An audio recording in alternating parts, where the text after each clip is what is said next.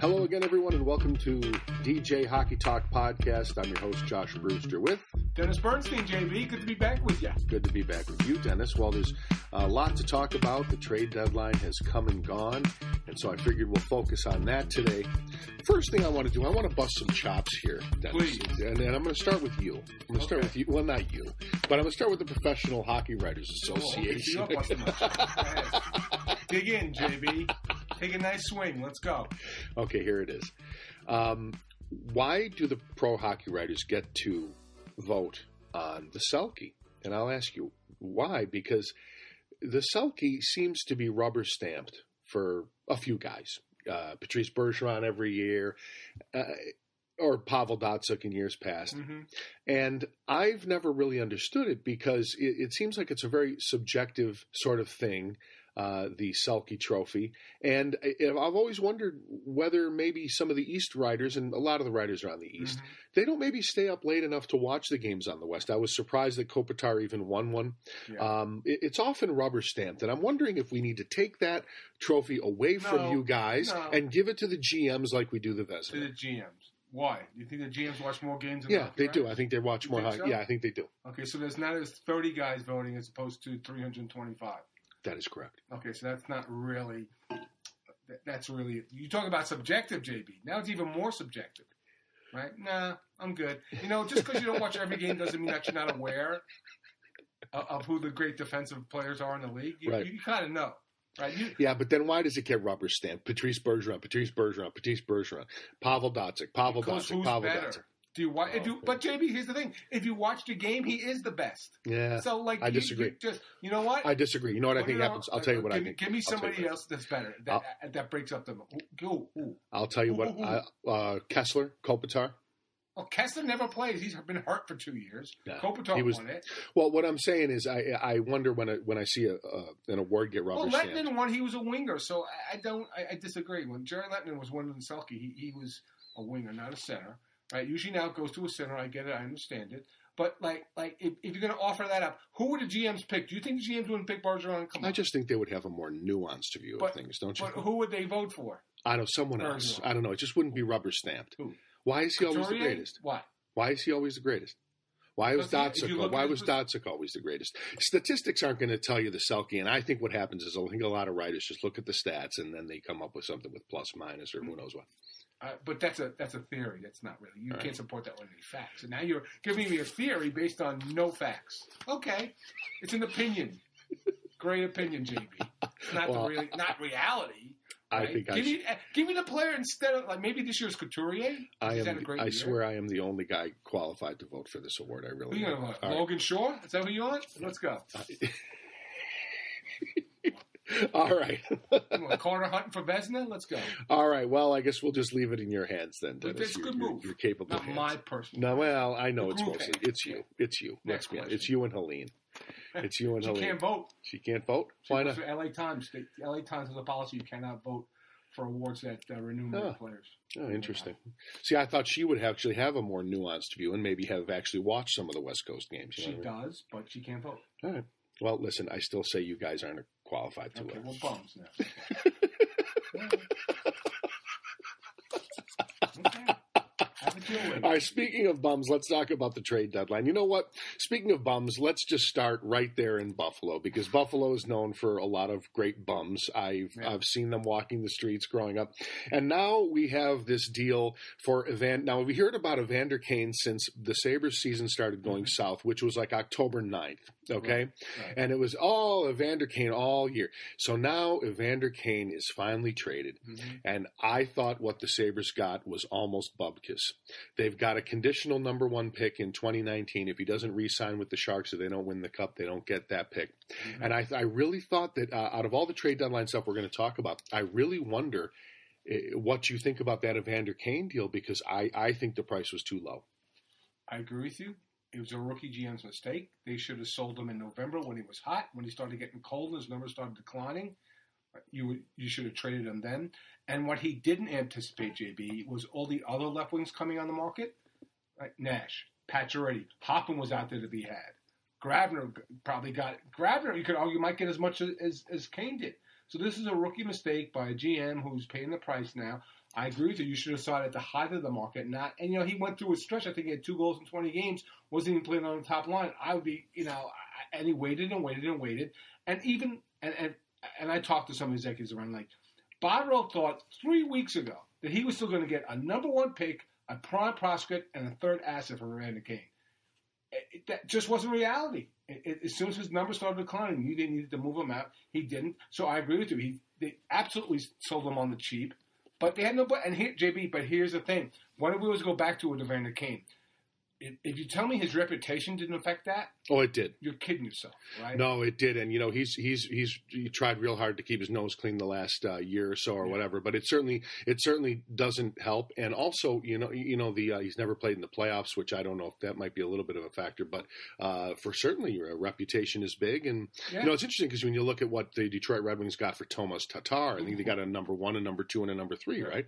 Stretched out, right? But look at that. No, return. That's not a good return. Because certainly there are GMs out there that even they had a dying need for a left wing, they would say no thanks on that guy. So that reduces the market a little bit. And like I said, once his numbers started declining, then he had that beef at practice one day. Like, oh man, all these red flares going up, and Botterill just ignored it.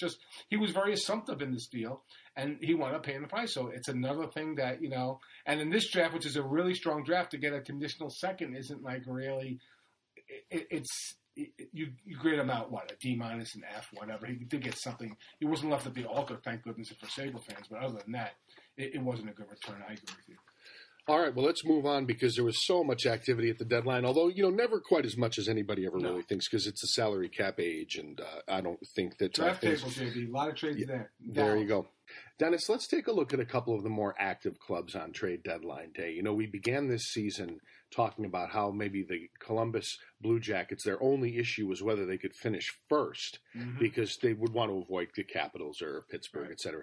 But, as the season has gone on, the scoring has been a big problem for them, for example. And at trade deadline day, they were very much a bubble club. Yeah. And so they make quite a few moves. You're talking about bringing in Thomas Vanek, right? And we're also talking about defenseman Ian Cole. And we're also talking about Mark Letestu. And so this is some interesting names, interesting depth charges. Ian Cole has 2 Stanley Cup rings with the Pittsburgh Penguins. Mark Letestu, nobody thinks about him until the playoffs when he, scores goals and wins a lot of faceoffs. But some interesting pickups for the Columbus Blue Jackets. At least Thomas Vanek can finish.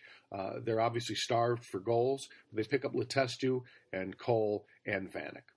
Well, for me, Letestu is the best player of the 3, I think, because I think he'll help them in the playoffs. Because Vanek's going to score goals from game 62 to 82, and then game 83, JB, dries up. Yeah. So, not a clutch player, not a guy. I mean, he always seems to find at home because he can produce in the regular season. He did a nice job in Vancouver with a bad team. I'm not relying on this guy for Columbus in the playoffs. If they get to the playoffs, and again, at the top, what you said, we were assuming this team was going to be a first-place team, but, JB, it's their weakness at center that's going to really come back to hurt them. Wenberg is not the player they thought he would be. Dubinsky is clearly not a number 2 center. Maybe Letestu helps there in the middle a little bit with respect to depth. But they're going to be challenged in that division because there's so many good centers, JB. You're going up against Sid and Gino. You're going up against Kuznetsov and Backstrom. Even in the Islanders, you got Brock Nelson and Barzal and JT. It's going to be very difficult for them to win even a round at this point. And it's got to be a disappointing season, I think, when they look at it in Columbus. And it's also a very hard trophy to win that Stanley Cup, and it's really interesting how things just don't quite crescendo from one season into the next the way that you might think that it's going to happen that way, and it's not. So let's talk about the fire sale going on in Manhattan with the New York Rangers.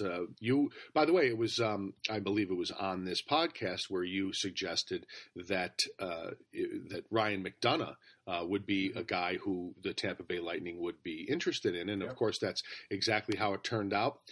We can talk about the why or the why not regarding Erik Karlsson, but let's talk for a moment about the Tampa Bay Lightning because they're pulling in JT Miller and Ryan McDonough. They paid with a first-rounder, second-rounder, and also Vladdy Nemesnikov and a couple of prospects. But, I like Steve Yzerman. I think this is some wise choices here. I think JT Miller brings a little more sandpaper and the ability to score. Ryan McDonagh was the Rangers captain, quality defenseman. So what did you see happening there? Tampa Bay pulling in Ryan McDonagh. It looks like they're ready for a final push to contention. I think guys are going to fleece the Rangers. I really do. I mean, he's done it before. You trade McDonagh and Miller, and you don't bring back a top prospect. And this is the thing, and I know that. And let me say one thing: like, if you're a wise guy on Twitter and you think you know everything, like, so when I go talk to executives about like the prospects they get, and you think that it's not true, like, so just hold off hitting that send button on the tweet, okay? I talked to a couple of executives in the league and said, look, there's no way you make that trade and don't bring back one of Tampa's top prospects. The Howden kid's a grinder. This other kid is not marginal, but he's not a top defensive prospect. I looked at their list on Tampa. He's probably 10th on the list. Like, how can you make that trade and not bring back a top prospect or two? Is just not. And one guy said, like, not even for JT Miller, for Ryan McDonagh, you didn't bring back Braden Point or Sergachev, and you traded McDonagh and Miller. Nemesnikov doesn't do it for you. Nemesnikov he's in the middle of a career year, shooting 15% on a line with Stamkos and Kucherov.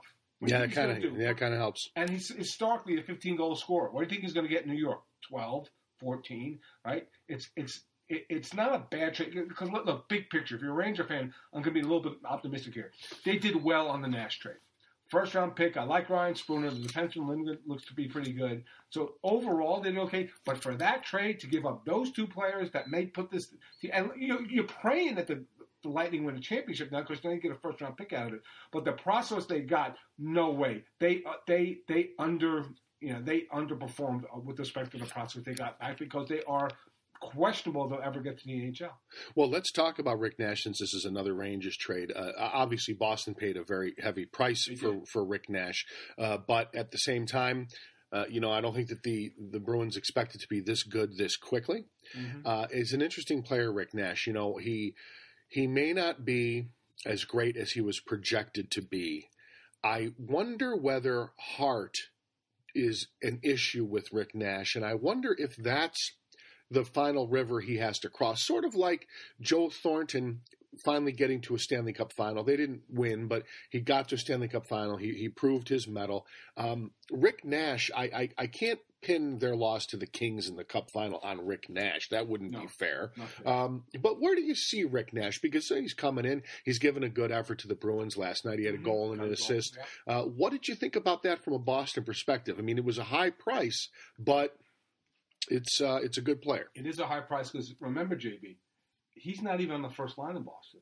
No, he's with Krejci. That's right. Very high price for a second line left winger, right? But so what does that mean? That takes a lot of heat off of Nash. He's not the savior. He's not coming. He makes the team better. He makes their second line center. So he's set up to win here, right? They're not pointing at Rick Nash and saying, okay, this is the guy. Because you know what? If let's say they play Toronto in the first round and they lose, and he underperforms. You know what they're going to point at? They're going to point at Bergeron. They're going to point at Marchand. They're going to point at Pasternak. And they're going to point at McAvoy and Chara and Brask. They're not. He's like the seventh best guy on that team. So he's set up to win. So he can have. First of all, he can come in. There's no rush. They're in the playoffs, so he can acclimate to his line mates over the last 20 games. And then there's really no pressure. He's playing with house money in Boston. If he's ever set up to do well in the playoffs, it's this season with Boston because of the names I mentioned. And, it's an interesting thing because everybody talks about, the Metro is so tough, the Metro is so tough. And they'll put 5 playoff teams in from the Metro, and there's only going to be 3 from the Atlantic. Well, look at the 3 from the Atlantic. That's pretty good. I mean, you've got Tampa, you've got Boston, you've got Toronto. I think that's going to be an interesting division to watch everybody come out of. Yeah, well, you mentioned the Metro, and look, the starting goaltender for they were first place, maybe they're second now, is Peter Mrazek, right? So it's not Pittsburgh. I still think that the division goes through Pittsburgh, although you looked at JB Devs. Taylor Hall's an MVP candidate, number one. Yeah, he is now, yeah. And they went to Pittsburgh last night, won that game. They're really pesky. They got a lot of speed. If Schneider comes back and is healthy, they got a legit shot. They really do. I really think they do. I don't think they're going to be Pittsburgh. But so, the cast of characters changed because we thought in that division, the Rangers would be in it. The Islanders would be in it. And we thought that Columbus would be in it. Well, You got two of those teams probably not making it. Maybe the third doesn't make it, and they're substituted with teams like Philly. Right, you wouldn't think Philly would get in, right? New Jersey, right? Yeah, I didn't think Philly had the depth to get in, and neither did you. Right, and they got hot as a pistol. They have two great lines, but look, at the end of the day, you talk about the Atlantic versus the Metro. You've got the first place team could have Peter Mrazek as the goaltender, so you have questions to ask about this team. And now Matt Murray has a concussion in Pittsburgh, so yeah, maybe the balance is swung a little bit more back towards Atlanta, because I agree with you. Top to bottom, it's not a good division. But those top three, Tampa, Boston, and Toronto, is going to be a handful too. So they're very representative. They're not going to embarrass themselves come playoff time. All right, well, let's talk about the Toronto Maple Leafs for a moment. They pick up Thomas Plekanec. They've decided that they didn't, need much of anything beyond Thomas Plekanec, at least for now. Lou Lamoriello and Brendan Shanahan might want to be a little more conservative. I mean, that's how they're built. Maybe they think that they have the guys as it is. What do you think about Toronto? Should they have done more? Well, they were in on Ryan McDonough, as I understand it, and they didn't want to pay the price. Probably they wised up and didn't pay as much as wanted to pay more than Steve Yzerman paid. So they were in on that. Maybe they're sticking to the Shannon plan, right? And there isn't that one guy that could have gone out and get other than Ryan McDonough. They didn't want to overpay, so they're going to wait. They're going to buy their time. They're going to see what's going to go in Ottawa with Erik Karlsson. Maybe bid, because they certainly got the depth to pony up for Erik Karlsson. I'm not sure they want to trade that many picks for him, but so I think they're just going to go along. They're going to play with house money, because I think that people think that they're one more year away. Let's see what they do in the postseason with their blue line. If they strengthen that, do they re-sign JVR? So I think they're content with where they stand right now. Nobody's picking them over a Boston or a Tampa Bay. And I think one more year of development, another year from Austin Matthews and Nylander and Mitch Marner. I think they're on the right path there, but they do have to adjust. They've got to upgrade their defense there, and I think they'll do it in the offseason. They didn't do it now, but I can't fault them for that. And you know what? Also, speaking of Philly transitioning into Toronto there, the Hextall is also kind of staying the course. Dino's over there, right? Yep, he is. Well, they're kind of kind of pulling a king, saying, stay the course. Stay the course. You don't need to do anything crazy, and just let it cook. Let it cook. Yeah, I thought that was a good move. Go and get Mike Green. There are some GMs who would. Yeah, no, I agree. There are some GMs who they're would. Not like those. Their blue line in a couple of years is going to be fantastic, right? Yeah. And you don't want to trade away those chips. You could have brought in Ian Cole. You could have brought in Mike Green. There wasn't really other than they weren't going to bid for McDonough. So I get it. I understand it. And again, this is a team that came out of nowhere. And look, JB, they can go in the playoffs. They can score goals. Those top two lines are wicked, and maybe they get good goaltending from Mrazek. I'm not sure they do. I think that they're not going to be able to win games 5-4, 4-3 in the postseason. We're already starting to see that where teams are starting to get a little bit more locked down defensively. So I think it's a great story. I love that market. The fans are nuts. It's great. It's great for hockey. Philadelphia is relevant, so it's good for everybody. But I agree with Ron Hextall. I didn't see the move that would put them like in the top three grouping with the Pittsburgh or with the Tampa or the Boston. Great year, great season, a lot of hope. And if he makes some moves in the offseason with the blue line, and then again, they could be a very dangerous team. So you look at the future in that division, you're looking at Philly and you look at New Jersey that can make a lot of noise in the coming seasons. All right, well, let's talk now about the Nashville Predators. I like the pickup of Ryan Hartman. We were talking about this earlier today. It was a high price they paid for Ryan Hartman, but he's an interesting player who's been out there playing with some real great players in Chicago, and you can see that David Poile, who's never been afraid to make a deal, you can see that David Poile there in Nashville is primed at the pump here. I mean, he really thinks that he's got something that's about to win a cup. Most clubs that lose, I don't remember the statistic, but it's very rare for a club to lose the Stanley Cup final and come back and win it. But Nashville certainly looks really, really good. They've won a lot of big games lately. I like Ryan Hartman. What did you think about that haul? Well, for one night, it worked. Got the game-winning goal in Winnipeg, That's right? Yeah. All right, so if you're a Preds fan, the good news is all in. The guy is all in. The bad news is it better work. He better win the cup. 2 first-round picks, well, a first-round pick that he already selected, and this year's for Ryan Hartman, not for me. Not for me. And I agree with you, JB, and you said that, look, if you win, it's pick 30 or 31. Yeah, and you know what? And you look back in a couple of years, and that comes back to haunt you. So, full credit. He's going all the way in. I just think, and I said this to my bud Dave Pagnotta, they better win. that better be the move that clinches it, because other than that, I think it could backfire on them. The Penguins acquired Derek Brassard from the Senators, and wanted to get your thoughts on that. I've always liked the guy. I thought he was a good shooter. I think he comes in as a nice addition as a third-line center. Everybody was talking about Nick Bonino is gone, and the season was a little slow the first half. But, this is a club that could, in the Stanley Cup, in the salary cap age, win 3 straight Stanley Cups. I mean, if they pull that off, Dennis, that's just as big as anything the Islanders or the Canadians or the Oilers ever did. If they can actually pull that off, they're crescendoing nicely as the season comes to an end. You mentioned the goalie's got a concussion. That's tough. Mm-hmm. Derek Brassard, what did you think about that? Well, I think they pull off like 9 trades to get Derek. Yeah, it was a lot of people, even people in the know, don't quite understand how that all went. Retention from Las Vegas on 40% of the salary. A couple of things. I love Derek Brassard. Clutch player, 55 to 60 point center. A clutch player in the playoffs, like delivers the goods in the playoffs. He's their third-line center. Wow. Embarrassment of riches. This team can score. Will they be able to defend? That's the question, JB. Is the goalie going to be healthy? And if you watched that Vegas Kings game last night, I think it's an addition by subtraction by getting that clown Ryan Reaves off the team, right, who's running around the ice. Yeah, is he going to be the guy? You can't beat Vegas, right? That's the old ad. Because you can't beat Vegas because Vegas isn't for winners. It's for losers. That's how they built it. Right. He may be the guy who beats Vegas and by acting like a clown. He's a clown. Going, okay. He's a clown. Right, yeah.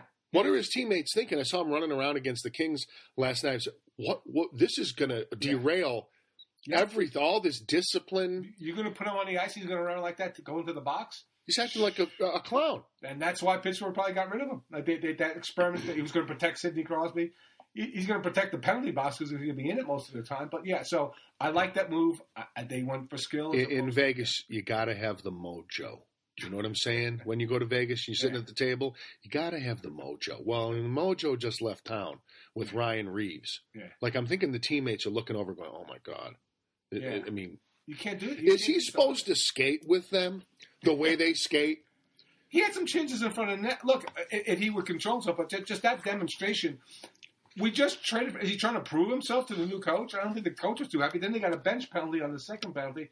Yeah, so I think it's addition by subtraction. We're getting Reaves off that team. And like I said, I love Brassard, so it sets them up to win. But look, if that goaltender is not healthy, they're not going to win. It's going to fall to somebody else, which could open the doors for, Tampa, Boston, or maybe even a Philly. Who knows? But, Matt Murray's got to be healthy for them to do damage in the playoffs. But I agree with you, JB. If they do go 3 in a row, I agree with you. That accomplishment rivals any other dynasty in the league other than maybe the Canadians in the 70s. All right, Dennis, let's touch on the local activity here in Southern California. And before the trade deadline, the LA Kings managed to pull in Dion Phaneuf, and they also made another deal, which was Tobias Reeder for Darcy Kemper. Yeah, I always liked Tobias Reeder. I thought he can get around the ice real nicely. Dion Phaneuf, I think that this is a bigger deal than people are making it out to be. I think the guy is a really good top 2, top 3 defenseman. He's going to be out there with Drew Doughty, or you're going to have Doughty or Phaneuf out there for 25 minutes a night maybe. You mentioned earlier Phaneuf is good at 18 minutes a night. JB, if you're going to go over 20, okay, you don't think he can do it? He's like a spot starter in baseball. You can throw him out there maybe every 5th day, going 20 minutes plus. He's 17, 18. He's been great on the power play. And again, I use that term addition by subtraction. And basically, they traded an 18-minute veteran defenseman for a 14th forward. Gabrick was in the press box. He was getting healthy scratch down the stretch. And granted, they took on a little bit more cash. That's also a little bit of an onerous contract for Phaneuf, but at least he's an effective player. Gabrick was doing nothing in Los Angeles, so that was a great trade. Plus, and JB, I mean, you saw this guy play in Anaheim. Nate Thompson. Bringing in Nate Thompson, and before him a couple months ago, bringing in Torrey Mitchell. Those are quality guys. You're moving on guys like Nick Dowd and Nick Shore. Nick Shore, the Kings wanted that. They projected him as a 2-3 center. Ottawa traded him for a 7th-round pick at the deadline, right? So it tells you how off base they were with respect to his evaluation. So do not sell those acquisition shorts. It's those depth guys, because the Kings, the top 6 when Carter comes back, solidified, right? Sure. Toffoli looks like he's working up. Pearson, I'm still a little worried about. Moves Kempe down, kind of a spot spar, goes down to the 3rd line, maybe helps on a power play. But when they got Thompson and Mitchell, veteran guys, good on faceoffs, heart and soul guys, tough guys. It really solidified their bottom six. So if they go into the playoffs, and I think they will, if they go 12-7 down the stretch, 97 points they get in, I think they're much better prepared after the deadline than before the deadline to play. No, I agree with you. I mean, I like Nate Thompson on a fourth line role. And by the way, with regard to the Bruins, I like them pulling in Tommy Wingles from Chicago. It's the same kind of player. Yep. I think that the Kings did themselves a big favor with Phaneuf, and I'm surprised that anyone would take the Gaborik contract. Did the Kings retain any of it? No, they did not. But wow, they have to retain it. They're going to pay a little bit more for Phaneuf, but it's worth it. Yeah, well, it certainly is. So on that note, we talk about depth guys, and an interesting story from the other side of SoCal, of course, is the Anaheim Ducks, who were reported to be interested in Rick Nash and maybe some other bigger names. But the only thing they do is they swap Chris Wagner, a young depth winger, speedy, tenacious young depth winger. I like Chris Wagner. Doesn't score much, but they pull in Jason Chimera, who's an older guy at 38, but he's a big guy who can really move. I mean, he's really fast. So the Ducks don't do much, and I thought it was very interesting because it's really Bob Murray telling the club, it's on you. Between and I'll point not just the Getzlaff and Perry and Kessler. It's Kasha and Raquel and Silverberg and Richie and a whole bunch of guys who, they've dealt away some prospects. They know they've had a full cupboard over the years. They've tried to go and do something bigger at the deadline.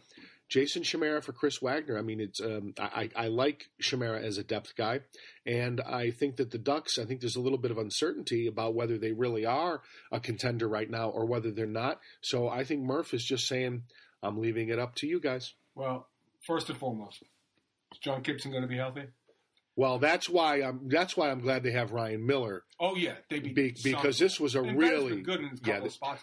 That's the thing. The John Gibson thing is a concern now because he's injured every other week now, it's not it's a foreshadowing of not such good things. Well, with respect to the skaters, here's my concern with the Ducks, right? Because you mentioned the guys that they looked at.